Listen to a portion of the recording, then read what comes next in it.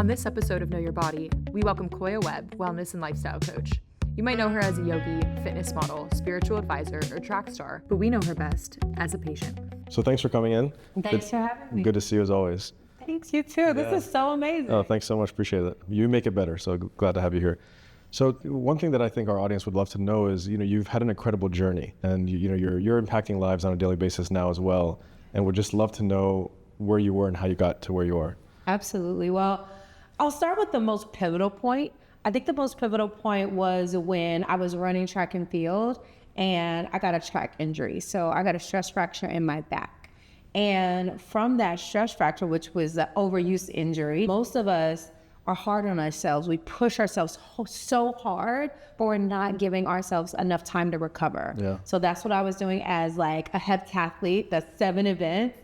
So I was just like pushing. And my back said, no, this is too much.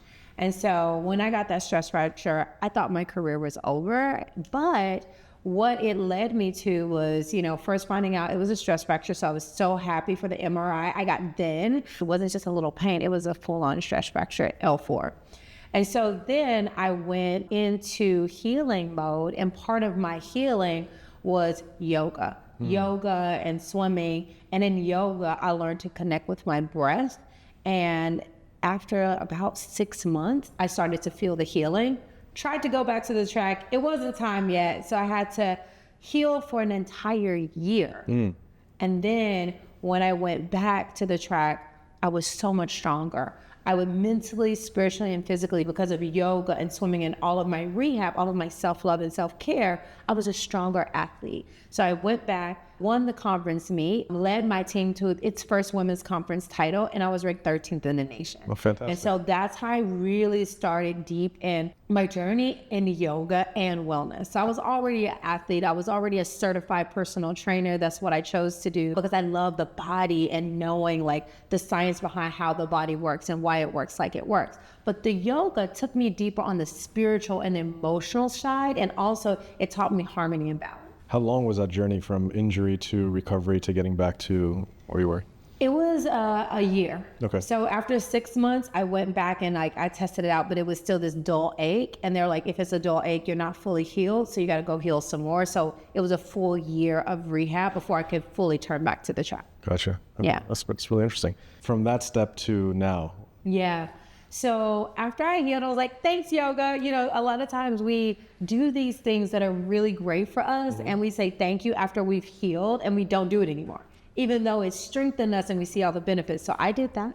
I went back to the track, was ranked 13th in the nation. So I moved to California to train at the Olympic Training Center. Oh, that's great. Because I'm like, my numbers are almost there. Like maybe I can get to the Olympics. And I did the same thing. I moved to California. I was covering my rent. I was on the track for 4 hours a day. I was working for 8 hours a day to pay for everything. And I ended up pulling my hamstring. Again, this was also from overuse and under recovery. So my hamstrings were tight and I pulled it. So I went back to yoga. I was like, all right, yoga, heal me again, right? And so I went to yoga, but this time I did heal. But then I wanted to know deeper, like, I feel so much better when I do yoga. So I really started feeling a deeper impact because I did it for another year. And so I got certified. And so I started to learn the science behind why this yoga is working for me, not on my body, but I feel like a more centered person, more grounded person, more patient person. So I saw the holistic effect of the yoga, living the yoga lifestyle. And so then I got certified and I was a personal trainer, but I started encouraging them to practice yoga and mindfulness. And then one of my clients was like, I don't want to work out today. I just want to talk to you. So I was good at like talking to people and helping them get through things in life. So then I became a certified life coach at the age of 25, so I was like life coaching, personal training, and that really led me on a deeper discovery of the science behind emotions and mental well-being and spiritual well-being. I read Reverend Michael, my spiritual father, and I just kept going. Every year I get another certification and I read about a book a week.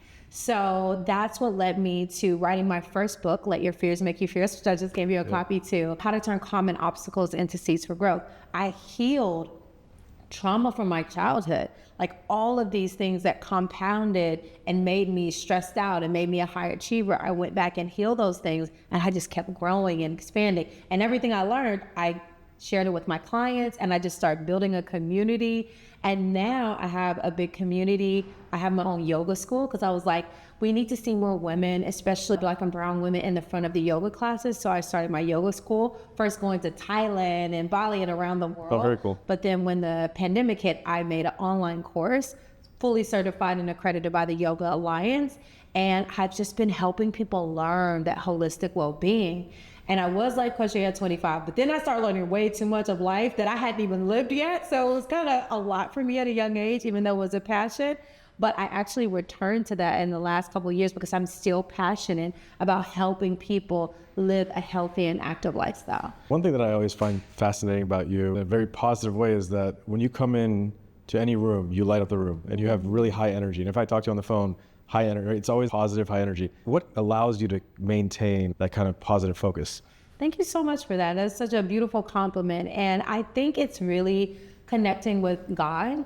And some people call that universe or maybe nature, but every morning I make it a point to connect with the divine, and I pray, I meditate, I do breath work. Today I did a lot more. Sometimes I have my full longevity routine, but if I do nothing else, I take a couple deep breaths. I say like things I'm grateful for, and I just spend that time with God. And sometimes it's in my bed, sometimes it's out in nature, but that helps me come from a aligned place versus from a place on social media, and then I'm mad about the politics or I'm mad about some misinformation out there.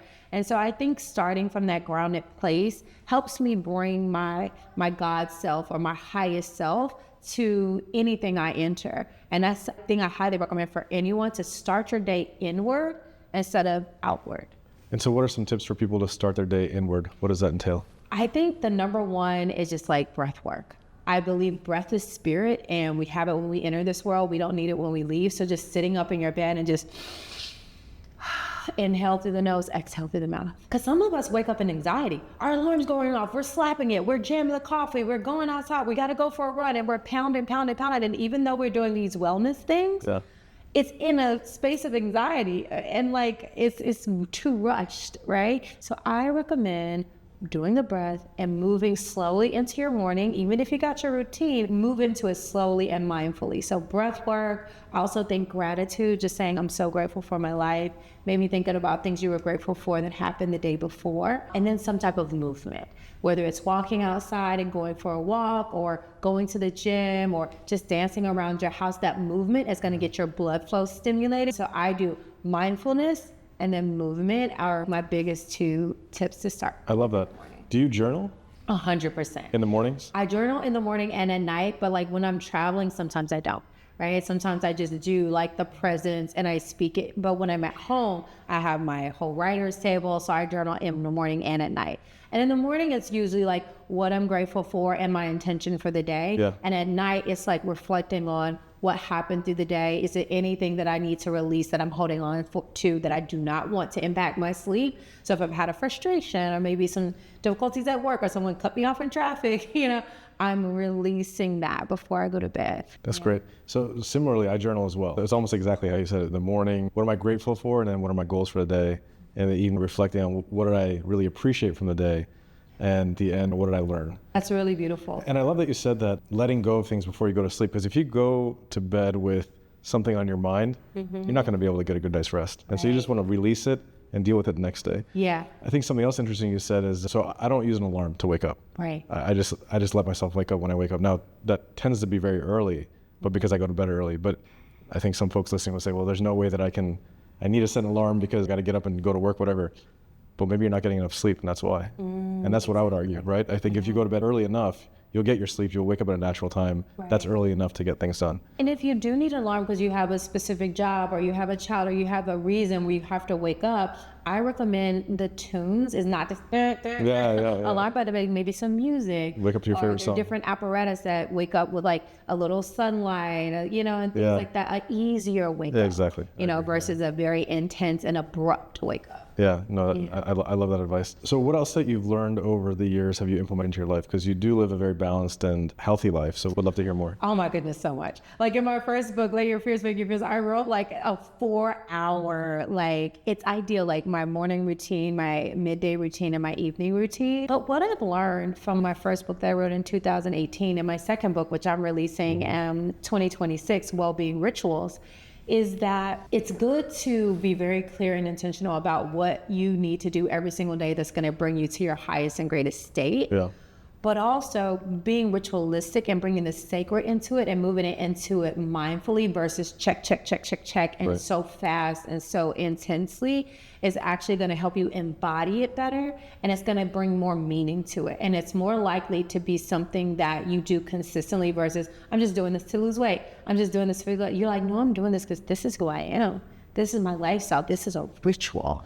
And I think that's the biggest thing that I learned is like, it's so powerful to ritualize your life. Like even when we were talking about me coming here, I know that I like to move in flow and move where I feel like I can show up peaceful. But I know if I'm rushing, then I'm going to show up like a little bit anxiety and I won't have the same resonance, right? So give yourself space and time for things, even if it's uncomfortable. It may make other people a little bit uncomfortable, but you're doing it so that you can show up as your best self. Yeah. And so that's another big thing. It's just like, yes, we all know what to do. We know to eat healthy and all those things, but I think what people don't know as much is the way you do things. Mm-hmm. It's one thing to eat a meal. It's another thing to pray before you eat a meal. So I've learned things like that that really enhance the nuance of well-being. And it's not just about doing the thing, it's how you do the thing. It's why you do the thing. I also learned that men and women are different. Like I'm 44. So women over 40, I do things way differently as a 40 plus woman than I did as an athlete at 20 and 30. Yeah. So I've learned how my body is different, like how food and protein and things affect me differently than a man the same age. So learning these things have helped me not only enhance my well-being to fit specifically for me, but it's helped me enhance my work with my clients because I'm not just giving them this blanket advice. I'm literally curating a lifestyle protocol that's specifically for them based on who they are, and specifically now that we have CoreViva, based on their specific biomarkers. Yeah, I think that's where the shift is really critical to this precision medicine, but also precision lifestyle. Absolutely. Because not every person is the same. Absolutely. There are tenets that you want to follow that make sense, right? Going back to the 3 pillars of longevity of eating clean, moving, sleeping well, but everybody has different nuances behind that. There's a key in spirituality and medicine, and this ages me a bit. But over 20 years ago, I was on the Hallmark Channel talking about spirituality and medicine, and I had hair back then. But what we found was that folks that were sick with whatever illness, we looked at different things, but cancer was one of them, and the ones that were spiritual ended up recovering better and faster. The mind is so strong, and people don't realize that the mind is such a plastic, strong entity. You can actually pray and think your way towards recovery faster. Right. And the positive mindset really changes a lot. When it comes to spirituality, that belief and the affirmation is literally helping you heal. And right. It's managing your stress levels, right? Yeah. So if you're in belief and you're like, I know that I'm going to heal, that is putting your body in a balanced and steady state so the healing can happen. But if you're just like, oh my God, you're spiking your cortisol levels, you're stressing, so that actually makes it harder. That's right. For your body to heal. That's exactly right. So scientifically, it all makes sense, whether people want to believe it or not. So that is why spirituality, belief, meditation, breathwork, all of it is calming your nervous system.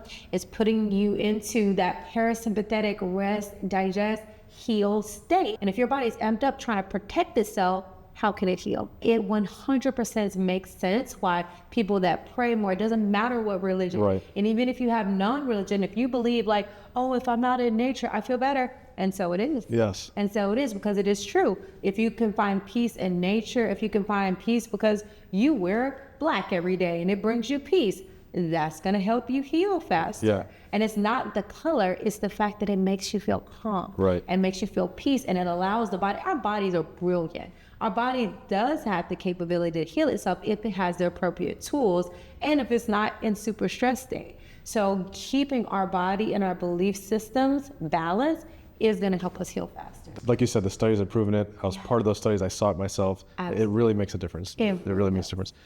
So you came in to get a CoreViva scan, which we were honored to have you. What made you want to come in and get a scan?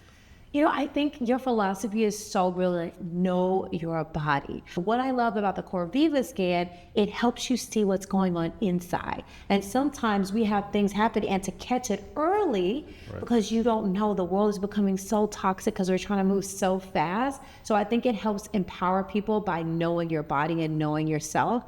And that's why I came in for my scan. This is the whole embodiment of why we started this. Because you can see things or feel symptoms on the outside. Yeah. But you really don't know what's going on the inside. Right. And to your point, catching things early is really key. 100%. What did you find most insightful from your scan? Oh my gosh, I'll tell you my favorite and my least favorite. So my favorite was my brain age. So I'm 44 and my brain age came out at 30. And I was like, oh, wow. Yeah. That's great. And I looked at my lifestyle and I was like, I see why, because I wasn't really focused on increasing my neuroplasticity of my brain, but it makes sense because I read a book a week. Yeah. I'm always listening to podcasts. I'm always wanting to talk to a friend and learn new things. So I'm always challenging my brain. And so my brain is constantly growing. So it makes sense that I'm constantly using it and working it versus just feeling like I know everything. I don't need to learn anything and not doing those things. Now, my least favorite thing was my joint age, which is super surprising as a yogi that my joint age was older, like 45, and it was only by 1.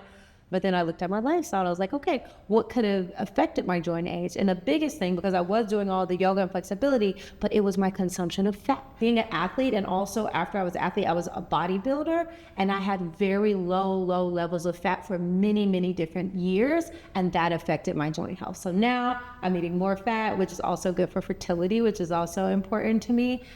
So a lot of things, it's good that I saw that, because if I didn't see that, I had already increased because of fertility, but now I know that, hey, if you don't increase, it's going to affect your joint age. I'm hoping you're eating healthy fats. Of course. Okay. Avocado, nuts and seeds. I just have some almonds. Yeah. So all healthy fats, and then also my omegas and DHA and things like that are also going to help my body as a woman as I enter into this different phase. Yeah. That's all important. And you can't be worried about what you look like, because then I was like, I don't want to have cellulite and things like that. But now I realize it's not just about what you eat, it's what your body metabolizes and how you metabolize it and how you work out, how you lift heavy. All of these things affect how your body's going to look. And I will say 2 things. So one, those healthy fats don't necessarily make you fat. Right. So I just want the audience to know you can eat those healthy fats and still look good. Oh, 100%. Yeah, it's the nasty fats like the big burgers and the processed food. The processed food. Like so much processed food. All of those things are affecting your bones, your joints, and your muscles. So that actually affects your aesthetic. So many different layers of how you look on the outside. Processed foods is not just a trigger for maybe gaining weight. Processed foods are very unhealthy and dangerous. I mean, they've been proven to cause cancer. Yeah. So that's the bigger issue with processed foods. You're putting something that's a toxin in your body, essentially. Yeah, it's toxic, and your body doesn't know what to do with it. Yeah. And that's why it's so important to eat real plants and real foods and whole foods, plus your body knows how to metabolize. Yeah, that's right.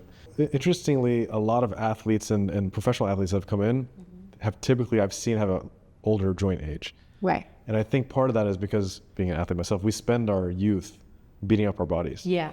Especially if, playing at the college level or playing at professional levels. We had a lot of professional athletes come through. They're beating up their bodies. Yeah. And especially for pro athletes, I mean, I don't think people appreciate the amount of work they need to put in every day and takes a toll on their bodies. And so inevitably your joint is going to be a little bit, yours only being a year older, I wouldn't be too stressed about that. It's actually pretty good. It's actually pretty good. I mean, I feel good. I feel good in my body.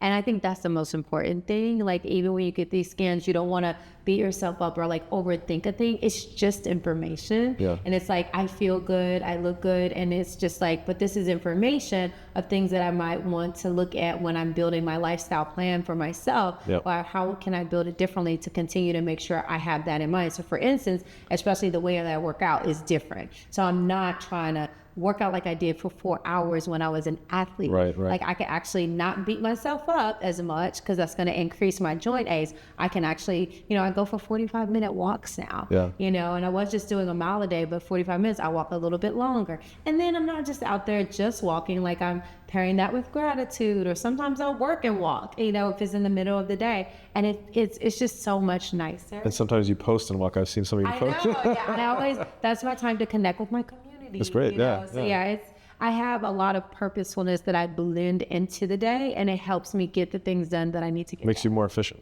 100%. And you're doing a couple of things at the same time that you enjoy.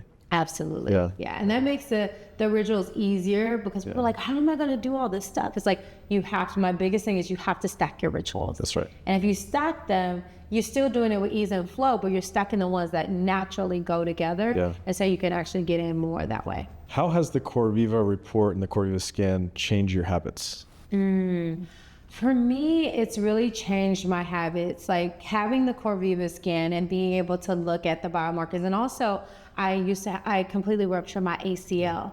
And I never got surgery. So to see how doing the spiritual work and the manifestation work and the healing work on my leg has made my leg stable and strong was really good to see. So it let me know everything that I'm doing is actually working. And also seeing different parts of my body and like that it's good, different ailments that I had or different things in my lungs that I might have felt, and just knowing for sure, hey, you're good here, but there might be a little something there, nothing to worry about. And so any little thing that showed up, I was able to diagnose in myself, okay, I need to do some work here or there, like emotionally or physically, I need to do some releasing work. What have you seen progress-wise from taking that information and integrating it into your life? I just feel so good. Like when people see me, they're like, you're even more vibrant, you're glowing even more. And I just think it helped me just like really, again, go detailed into my protocol and upgrade it. Right. And so I do lifestyle protocols to everyone who comes to me. And I think it's really important to look like every quarter, look at your protocol and think about the things that you want to change. So once I got my scan, I looked at the things that I wanted to change based on what I saw, and it made me feel better, look better, eat better. And so that's why I absolutely loved it. Fantastic. And we're very grateful for this. The beauty of a CoreViva scan is every patient gets a consultation with you. Absolutely. And what have you seen from the CoreViva scan, the CoreViva report, that can also help patients? What are you commonly seeing? Any common themes? I think the brain health is a big one. And, people really knowing that it's a really important thing to pay attention to, because that affects everything else. Giving them tips on how they can increase their brain age, whether it be listening to podcasts or reading a book, joining a book club, just increasing their knowledge about who they are. Yeah. That's been number one. And then number two, like scheduling. A lot of times, people that come get the scan, they're like high performance individuals, either athletes or entrepreneurs, or, they have a high demand on their life. They're parents, they have children, so they can really nurture the areas that came up as a red flag or a bit of a concern. Not only do I give them tips, I help them fit it into their schedule. That's great. You don't just get that information from the scan. The scan enables you to then come to you and get that deeper information. Absolutely. Because to a lot of people see the information and it's like, it can be like shocking if they don't know what to do about it. Yeah. So I give them the ease of mind. Like if you make these lifestyle changes, like in some instances, people need to go to the doctor, they need to have different things done. Right. But in other instances, even in those instances too, if you make these lifestyle changes, you're going to see progress over time. Yeah. And I think that's empowering for people to know that, like, okay, I got these results. It's not judging me and it's not telling me, anything, but this is what has come up. And now what can I do to increase my health and well-being one day at a time? And I like to say, just think about it one day at a time, one breath at a time. Take it one day at a time. And then if you get stronger and stronger every day, at the end of a month and then at the end of the year, you're going to be a stronger, healthier version of yourself. I mean, I'm obviously biased, but that's one thing I love about the CoreViva experience is that you get to meet with us as physicians. We get to go over everything with you and from a medical perspective, give you the tips that you need to live a longer, healthier life. And then we can send them to you where you can look at that holistically and talk about mindfulness, talk about spirituality, but also talk about how they can really embody a better way of living going forward. Absolutely. And I think a lot of people too, though, the one that I think people don't really put weight on is their emotional well-being and how their emotional well-being affects their stress levels. Yeah. And so one thing I talk about is like, what's causing the biggest amount of stress in your life? I love to ask that question because a lot of times that can cause things that's showing up on their scan. And if they're able to balance out that stress, or if they need to get certain things, whether it be like hobbies or therapy or whatever they need to balance out their stress level, or different herbs and things like that, that's a big one that comes up. Just being able to manage the amount of demand and stress in your life. Yeah. And so I give them the tools and the protocol to do what works for them in their lifestyle, because everybody's different, you know, and I have like a plethora, like a whole buffet of things that they can do, but everyone needs something a little bit different. So it's been a lot of fun to like see what different people need that they can actually do. Because it's one thing for just say, do this, but if they can't realistically do it, if they can't spend an hour every morning, they got 10 minutes. Yeah. It's like, what can they do in those 10 minutes to make an impact on their health all their time? I love that. And I remember when I spoke to you, we talked about different routines and things, and something that I still do today because you told me I have to do it, which is great, was surfing, right? Yeah. You said like, look, this is something you're passionate about, something you love doing. You have to make sure that you at least hit it once a week. And I have been. I do it at least 2 or 3 times a week now, but I found a way to do it on the way up here. Right. And now, as long as the waves are decent, I'm pretty consistent about it. And it makes a difference, by the way. It makes does. a difference. That one little change brings you so much joy and so much peace. And even though you're like, oh, maybe I'll surf like once a month, but when you bring it into ritual and it's consistent, like you're like, okay, once a week, now I'm doing it a couple of times a week because I see how good it makes me feel. Yeah. And that's what happens with most people. Once they start once a week, they see how good it makes them feel. They usually do it more often. If I say, okay, they're not walking at all, I say, okay, just walk once a week. They end up walking 3 times a week. Then they start walking every day. They're boosting their hormones. Those happy hormones are coming through. They're like, I actually feel a lot better when I walk. I actually have more energy than when I walk because of the hormones and because of the science behind while walking.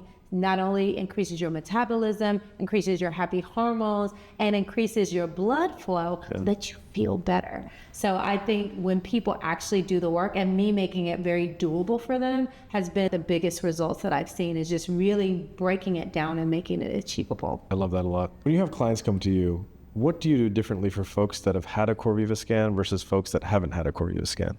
When people have a CoreViva scan, we have something specific to dive into.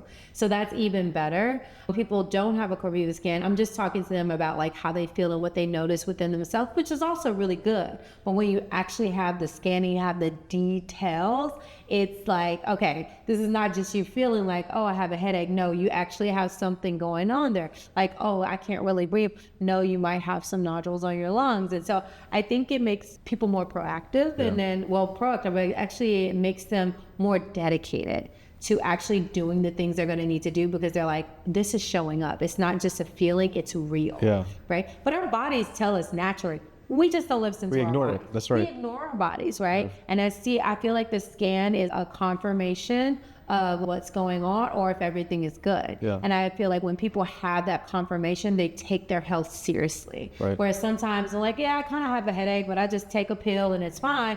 It's like, no, this trauma, this emotional hit that you took when you lost your job, when you got a divorce, it's literally affecting your brain, or it's literally affecting your heart. And so when they see those things, I'm actually able to help them even more take the steps, because they're going to actually do what they need to make sure it doesn't turn into like a heart problem or a brain problem or a lung problem. From the patients that have come to you from CoreViva, what findings have you seen or to discuss that's really surprised you? That's a good question. I don't think anything has surprised me, because I come into it like fully open to whatever. I think just knowing that people have this tool and this insight makes people really feel happy. It's very empowering, you know, but I don't think anything has been surprising, because like I've been in wellness a long time. I've seen a lot, like over 25 years. So I've definitely seen a lot, but I think it's just people's feeling of empowerment. Yeah. I think that has been the most beautiful thing. I haven't seen anyone who's not willing to actually do the work. And so that's been really beautiful. That's surprising to me. And that's actually a very positive surprise, because you do want people to really take the initiative to make the change. I think if they're not willing to change, they probably don't come to me. Or come to us, actually. That's a good point. That's a good point. Ideally, everyone gets this scan. Absolutely. Because I think it's really important to, like you said, know your body. Absolutely. What types of next steps have you generally recommended to people when they come to you? 100% of course, lifestyle changes. Yeah. And I think the scheduling across the board, like I've been able to help people change their scheduling. So that's one I give pretty much every call. Stress management, almost every call. And then other things are more nuanced. But I would say how to actually fit the things that they know that's good for them into their lifestyle, number one. And then number two, sometimes they go back and forth, just the stress, like how to manage stress in their own specific way. And I give all different feedback based on them and their lifestyle. What makes this scan, in your opinion, so powerful from a holistic well-being point of view? And why this over anything else? Oh, that's such a good question. I think a lot of times our bodies are begging us to change our lifestyle. Our souls are screaming to us, change your lifestyle. I'm stressed, I'm overwhelmed, I'm not working. But when they get the scan, you see the results. And I think that encourages and empowers people to change. And I think that's the biggest benefit, is that our body is already telling us something ain't right. We're feeling that thing in our back or that thing in our hip or, a headache constantly. Like, we're feeling these things. We're not doing anything about it because we think we'll be okay. Oh, it'll be fine. It'll be fine. It's just a little something here. But our body is begging us to pay attention to it. But when you get a scan, it's like the proof is in the pudding. It's right there. And if you don't take care of me, we're either a problem now that you need to take seriously, or we're going to be in a problem in the near future. And so I feel like the scan is empowering people to pay attention to it now. But our bodies, they're telling us. They're telling us every single day. And what's interesting is you're exactly right, because seeing is believing. Seeing is believing. I've had patients that come in unhealthy diet. They may not admit it, but then they look high visceral fat, or even some people with fatty liver disease. And you can see the processing as they're seeing that I'm walking them through it. That way, I really do need to make a change. Absolutely. While I can make a change before it's too late. And I'm glad you mentioned that, because there are things that show up on the scan that people didn't know. Like, I had no idea, and I really had no signs. Like, wow, I really didn't know that. And thank God I know now, because I can make those lifestyle changes now that can help me be better. And to that point, every single patient that we've scanned from age 20 to age 92, that's been our youngest and oldest, wow, have had some type of musculoskeletal finding that they didn't even know about. Right, absolutely. And I think that's going to your point. There's something that everybody can do to live a better, healthier life. Exactly. And I think knowledge is power. Once you know, you can actually do something about it. With the CoreViva scan, how often do you think people should be getting a scan?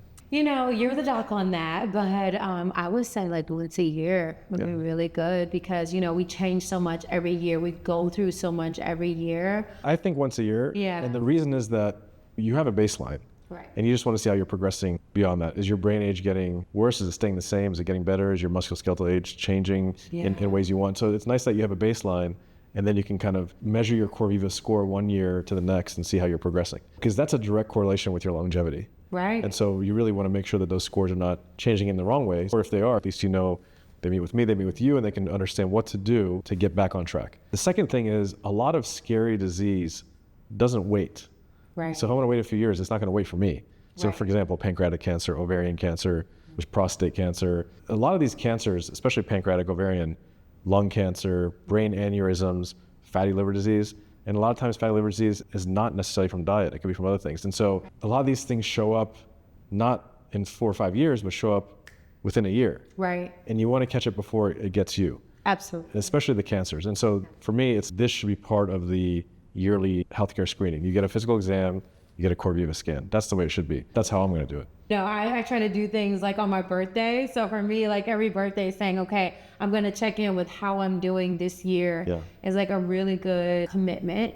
And I think, people feel good about themselves. It's something that you gift yourself. You gift yourself the knowledge of knowing your body. Knowledge is power, and it empowers you to live a longer, healthier lifestyle. So when it comes to longevity, what advice do you give to people to live that longer, healthier life? Oh, that's like my favorite topic, right? So when it comes to longevity, I think it's important to look at, what I call the 7 areas of well-being. Looking at your spiritual well-being and your connection to nature or your higher power, your emotional well-being. So how are you processing your emotions and things that happen in your life?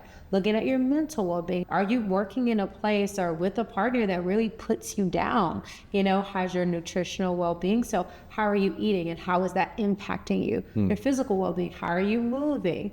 And your social well-being, which a lot of people miss, but how are you socializing? We're not meant to live here alone. And the last one, your financial well-being. Especially a lot of people don't think about finances affect your quality quality of life.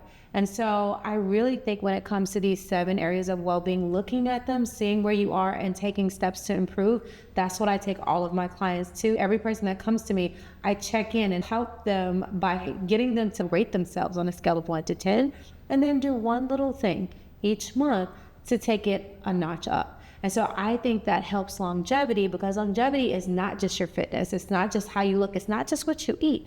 It's your full quality of life. Right. And as a certified holistic health coach, I know that if you just do a little bit in every area, you're going to live a longer, healthier, and happier life. What you said is awesome, and there's so much to unpack from there. So first off, you said the socialization is one pillar.